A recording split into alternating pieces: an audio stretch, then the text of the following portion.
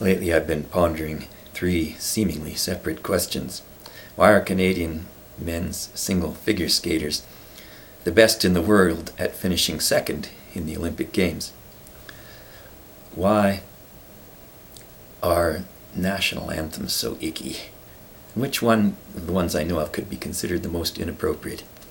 And why do Twilight vampires sparkle? Believe it or not, I think I could draw connections between all three of these. I've looked up the definition of the word spangle. The noun definition is a small thin piece of glittering material, typically used in quantity to ornament a dress, a sequin. Second verb definition is cover with spangles or other small sparkling objects. For whatever reason, Stephanie Meyer presumably changed her male protagonist from a fairy to a vampire. She made him sparkle, and she therefore made him into a symbol of the state and the flag, the American flag, which is celebrated in the anthem, the Star-Spangled Banner. It made the relationship a symbol for the desired relationship between the individual and the state, and the church to some extent as well, in which the individual becomes the lover of the state, and thereby serves much the same function in a role model capacity as athletes do, particularly ones in especially sequin-using sports like figure skating.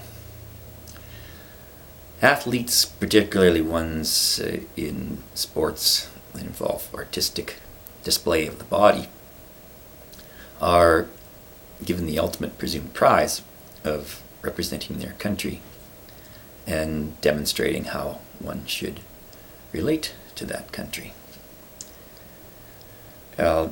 This bothers me a little bit in the way that this relationship is portrayed by having athletes stand on the podium and, if they win the gold medal, have their country's national anthem played for them, because of some of the content of some of the most popularly played figure skating winners' national anthems.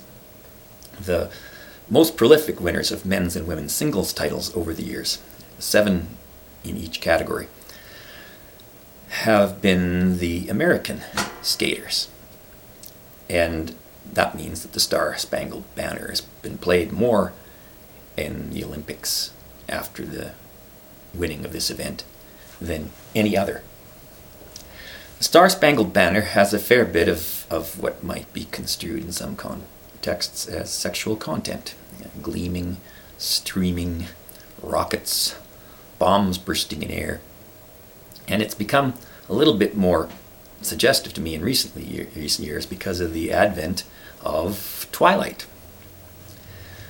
Twilight celebrates this sexual relationship between the individual and the state, but it also uses terms, well, like Twilight itself, which is a word out of the American national anthem, and all through the book series it uses titles that are about the mixing of darkness and light, possible reference to black magic, forming an alliance with both the dark side and the light side at the same time, but also a reference to the dawn's early light in the Star-Spangled Banner.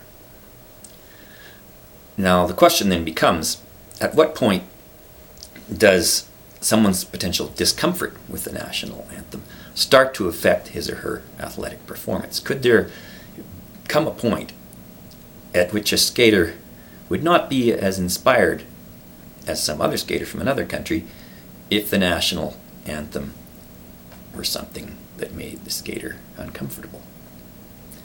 Now, it seems to me that the absolute champion among the few national anthems I know, in terms of making the singer feel really uncomfortable, is O Canada.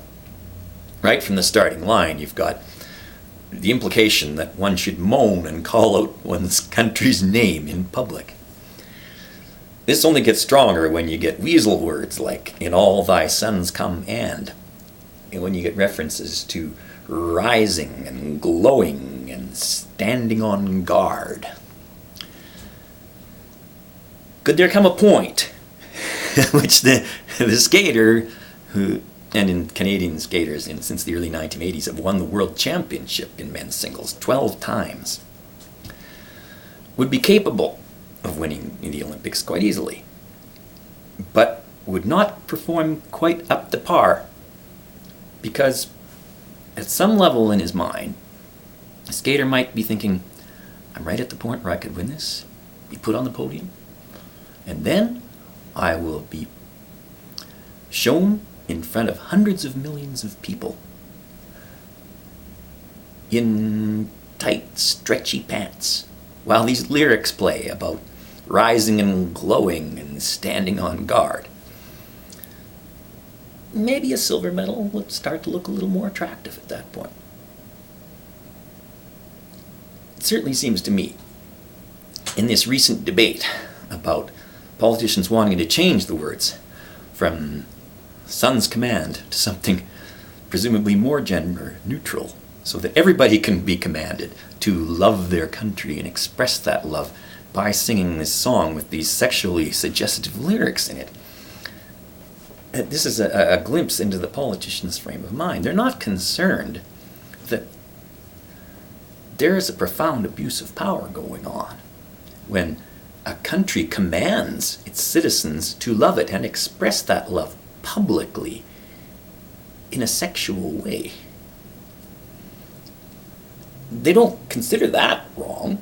They're only worried that they're not oppressing the maximum number of people so that it applies to both genders. They don't worry that a country is quite a bit older than an individual, that it has a lot of power relative to the individual, that some of the things the country does to the individual might not be in the context of an entirely consensual relationship. Basically, that they're dramatizing a form of rape when people are expected to publicly get up and sing this song. No, it doesn't occur to them at all, not in the least. And in these times when people are wondering what the role of pedophilia is in the corridors of power, you don't have to go and dig up the evidence. Just look at your own national anthem and the relationship that's implied in it, and the relationship, if it's deemed okay, between the country and the individual symbolically, then it'll be acted out by the representatives of that country in dealing with the citizenry.